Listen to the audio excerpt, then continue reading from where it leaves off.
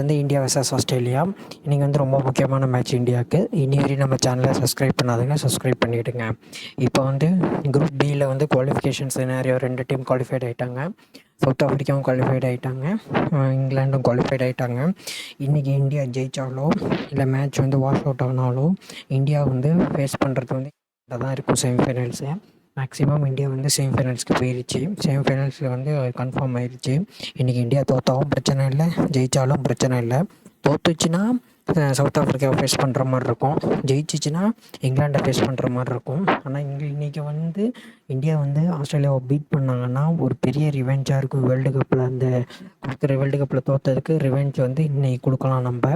ஆனால் இந்தியா வந்து இன்றைக்கி ஜெயிக்கணும். ஆஸ்திரேலியாவை ஜெயிச்சா தான் இன்றைக்கி இந்தியா வந்து அந்த வேர்ல்டு கப் ரிவெஞ்சை கொடுத்து நாளைக்கு நடக்க போகிற பங்களாதேஷ் வர்சஸ் ஆப்கானிஸ்தான் மேட்ச்சில் ஆப்கானிஸ்தான் ஜெயிச்சிட்டாங்கனாலே போதும், ஆப்கானிஸ்தான் குவாலிஃபைட் ஆயிடுவாங்க. பட் ஆனால் இன்றைக்கி இந்தியா வந்து இது ஆஸ்திரேலியாவை பீட் பண்ணால் தான் ஆஸ்திரேலியா எலிமினேட் ஆகும். இன்றைக்கி ஆஸ்திரேலியா வந்து இந்தியாவை ஜெயித்தாலே ஆஸ்திரேலியா குவாலிஃபைட் ஆகிரும். நெட் ரன் ரேட் படி பார்த்தா வந்து ஆஸ்திரேலியா வந்து ஃபஸ்ட்டு வந்துட்டாங்கன்னா அவங்க இங்கிலாண்டை ஃபேஸ் பண்ணுவாங்க. அப்படி இந்தியா ஃபஸ்ட்டு வந்துட்டாங்கன்னா ஜெயிச்சு டாப்பில் வந்துட்டாங்கன்னா அவங்க இங்கிலாண்டை ஃபேஸ் பண்ணுவாங்க. இன்றைக்கி மேட்ச் செம்ம த்ரில்லாக நடந்துச்சு. யாருக்கு பார்த்திங்கன்னா south Africa west Indies. Rain வந்ததுனால சவுத் ஆஃப்ரிக்கா தோக்குற மாதிரி ஜெயிக்கிற மாதிரி ஆயிடுச்சு, வெஸ்ட் இண்டீஸ் தோக்குற மாதிரி ஆயிடுச்சு. ஆனால் ஃபைட் பண்ணாங்க வெஸ்ட் இண்டீஸ்க்கு ரொம்ப ஹேட்ஸ் ஆஃப். இன்றைக்கி ரொம்ப முக்கியமான மேட்ச்சு. இந்தியா வந்து தோற்றா கூட 62 ரன்ஸ் வித்தியாசத்தில் தூக்கணும். அங்கே சைடு வந்து ஆப்கானிஸ்தான் வந்து பங்களாதேஷ் வந்து 32 ரன்ஸ் வித்தியாசத்துலனா ஜெயிக்கணும். அதெல்லாம் நடக்கிற காரியமே கிடையாது. அப்படின்னு பார்த்தீங்கன்னா ஆஸ்திரேலியா வந்து ஒரு 3-2 அடித்து இந்தியா வந்து 140க்கு ஆல் அவுட் எடுக்கணும். என்னன்னு தெரில, எப்படி சினாரியோ நடக்க போகுதுன்னு தெரில. அதுவும் ஸ்டேடியத்தில் இன்றைக்கி வர மழை பெஞ்சிட்ருக்கான் வெஸ்ட் இண்டீஸில், அந்த ஸ்டேடியத்தில் பார்க்கலாம். ஆனால் இன்றைக்கி வந்து இந்தியாவுக்கு வந்து ஒரு ரொம்ப நல்ல சான்ஸு, முக்கியமான சான்ஸ் யாருக்குன்னு பார்த்தீங்கன்னா விராட் கோலிக்கும் நம்ம ரோஹித் சர்மாவுக்கு தான். அவங்க ஃபார்முக்கு வர்றது அதுதான் மெயின் கன்சர்னாக இருக்கும். இன்றைக்கி அவங்களுக்கு வந்து கண்டிப்பாக ஸ்டாக்கு, ஏசல்வுட்டு, கமெண்ட்ஸ்னால் நல்ல ஃபாஸ்ட் பவுலர்ஸு. அவங்கள நல்லா ஆடணும். நல்லா ஆடினாங்கனாலே பேஸ் இருந்துச்சுன்னா அவங்க 2 பேரும் நல்லா ஆடிடுவாங்க, விராட் கோலியும் ரோஹித் சர்மாவும். அதுவும் உங்களுக்கு ரொம்ப வெயிட்லாம் இருக்கும். இன்றைக்கி வந்து ரொம்ப முக்கியமான மேட்ச்சு விராட் கோலியும் ரோஹித் சர்மாவுக்கும். ஏன்னா அவங்க ஃபார்முக்கு வர்றது, அவங்களோட ஃபார்ம் தான் ரொம்ப வெயிட்லாம் இருக்கும் செமிஃபைனல்ஸ்லனா. கண்டிப்பாக ரொம்ப இன்றைக்கி வந்து அவங்களும் நல்ல பிளான்ஸோடு தான் வருவாங்க ஆஸ்திரேலியா. ஏன்னா அவங்க ஆஸ்திரேலியா வந்து ஜெயிக்கணும்னு தான் பார்ப்பாங்க, தோக்கனா மாட்டாங்க. அவங்கன்னா செமிஃபைனல்ஸ்னால் குவாலிஃபைட் ஆகிட்டாங்கன்னா வெறித்தனமாக ஆடுவாங்க. அன்பீட்டன் சைடாக இருக்கும் ஆஸ்திரேலியா டீம் டாமினேஷன் எப்படின்னு நம்ம எல்லாருக்கும் தெரியும். அவங்கள சொல்லி நம்மளுக்கு தெரியணும்னு தேவையில்லை. ஆஸ்திரேலியா எப்படி க்ரௌடெல்லாம் சைலண்ட் பண்ணுவாங்க, அது மாதிரியான டீம் ஆஸ்திரேலியா. ஏற்கனவே முத்தன் மாஷார் இப்போ ரீசெண்டாக ஒரு இன்டர்வியூ கொடுத்துருந்தாரு. நாங்கள் ஜெயிச்சு ஒரு நல்ல டீமு ஜெயிக்கிறது வந்து இந்தியாவை ஜெயிச்சு குவாலிஃபை ஆகிறது எங்களுக்கு ரொம்ப பெருமை தான் சொல்லியிருக்காரு. அவர் ஏற்கனவே அப்படி சொல்லிட்டாரு. அப்போனா அவங்க வந்து ரொம்ப கான்ஃபிடென்ஸோடு தான் வருவாங்க, நல்லா பிளானை எக்ஸிக்யூட் பண்ணி தான் வருவாங்க, நிறையா ஷார்ட் பால்ஸ் போடுவாங்க. ஆனால் ரோஹித் சர்மாவுக்கு ஷார்ட் பால் போட மாட்டாங்க. ரோஹித் சர்மாவுக்கு ஷார்ட் பால் போட்டால் தூக்கி வெளியே அடிச்சு போடுவார். விராட் கோலிக்கு நிறையா ஷார்ட் பால் போட ட்ரை பண்ணுவாங்க.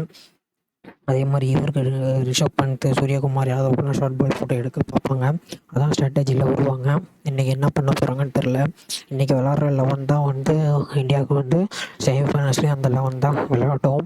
பெரிய கன்சர்ன் வந்து சிவம் துபே இருக்கார், ஒரு ரவீந்திர ஜடேஜா இருக்கார். அவங்க 2 பேரும் தான் இன்னும் ஃபார்முக்கு வரல. சிவம் துபே லாஸ்ட் மேட்ச் ஒரு 30 அடித்தார். ரவீந்திர ஜடேஜாவோட பவுலிங் வந்து இன்னும் எதுவும் செட் ஆகலை. அவரும் நல்லா பவுலிங் இந்த மேட்ச்லலாம் நல்லா போட்டு ஆஸ்திரேலியன்ஸில் வந்து நிறைய லெஃப்ட் ஹேண்டர்ஸ் இருக்காங்க. அவங்க லெஃப்ட் ஹேண்டர்ஸ் வந்து ட்ரெவர்ஸ் ஹெட்டு, டேவிட் வார்னரு, அப்புறம் மார்க்கஸ் ஸ்டோனிஸ்லாம் வருவாங்க. மிச்சல் மார்ஷ் அவருக்குன்னா ஜடேஜா நல்லா போட்டு பவுலிங் போட்டுக்கலாம். ஆனால் இன்றைக்கி வந்து சகலை விளையாட வைக்கலாம்னு நினைக்கிறேன். ஏன்னா ஆஸ்திரேலியாவில் வந்து நிறைய 2 லெஃப்ட் ஹேண்டர்ஸ் இருக்காங்க. அப்புறம் மேத்யூ வேடு நடுவுலையும் ஒரு லெஃப்ட் ஹேண்டர்ஸ் இருக்கார். சகலுக்கு சான்ஸ் கிடைக்காது. நான் அக்ஷர் பட்டேல் தான் நல்லா போடுறாரு. அதனால் ஜடேஜாவுக்கு என்ன பண்ணுறாங்கன்னு தெரியல. இன்றைக்கி எப்படி காம்பினேஷன் போக போகுதுன்னு தெரில. இல்லை லெஃப்ட் ஆர்ம் ஸ்பின்னரே விளையாட வைப்பாங்களா 2 பேரையும் தெரியல. ஏன்னா ஆஸ்திரேலியாவில் 3-4 லெஃப்ட் ஹேண்டர்ஸ் இருக்காங்க. ஸ்டார்டிங்கில் பார்க்கலாம். எப்படி போனாலும் ரோஹித் சர்மா வந்து அந்த வின்னிங் காம்பினேஷனில் தான் போவார். இன்றைக்கி கொஞ்சம் முக்கியமான மேட்ச்சு. ஆஸ்திரேலியா ஜெயிச்சே ஆகணும். ஜெயிச்சா தான் ஆஸ்திரேலியா வந்து இன்றைக்கி எலிமினேட் ஆனாங்கன்னா இந்தியாவுக்கு வந்து நல்ல சான்ஸ் இருக்குது. ஃபைனல்லாம் நல்லா விளாட்லாம். ஆஸ்திரேலியா இன்றைக்கி வந்து இந்தியா தோத்துச்சுன்னா சவுத் ஆஃப்ரிக்கா விளாட்ற மாதிரி இருக்கும், ஜெயிச்சிச்சுன்னா இங்கிலாண்டை விளாட்ற மாதிரி இருக்கும். எது நடந்தாலும் என்ன இன்றைக்கி மேட்ச் வந்து எனக்கு பொறுத்தவரையும் 50-50 தான். நான் இந்தியாவுக்கும் 50 கொடுப்பேன், ஆஸ்திரேலியாவுக்கும் நான் 50 கொடுப்பேன். ஏன்னா ரெண்டுமே ரொம்ப முக்கியமான டீம்ஸ் எனக்கு. 2 டீம்ஸுமே எனக்கு ரொம்ப பிடிக்கும். ஆஸ்திரேலியாவோட ஃபைட்டிங் ஸ்பிரிட் எனக்கு வந்து ரொம்ப ரொம்ப பிடிக்கும். நல்லா கடைசி வரையும் ஃபைட் பண்ணுற டீம் ஆஸ்திரேலியா. அவங்களோட ஃபைட்டிங் ஸ்பிரிட் எனக்கு ரொம்ப பிடிக்கும். ஆஸ்திரேலியாவோட ஃபைட்டிங் ஸ்பிரிட், அவங்க சும்மானா விட மாட்டாங்க இந்தியாவை. ஒரு வேலை பண்ணி பார்த்துட்டு தான் விடுவாங்க, துவம்சம் பண்ண தான் பார்ப்பாங்க. பார்க்கலாம் என்ன நடக்குதுன்ட்டு.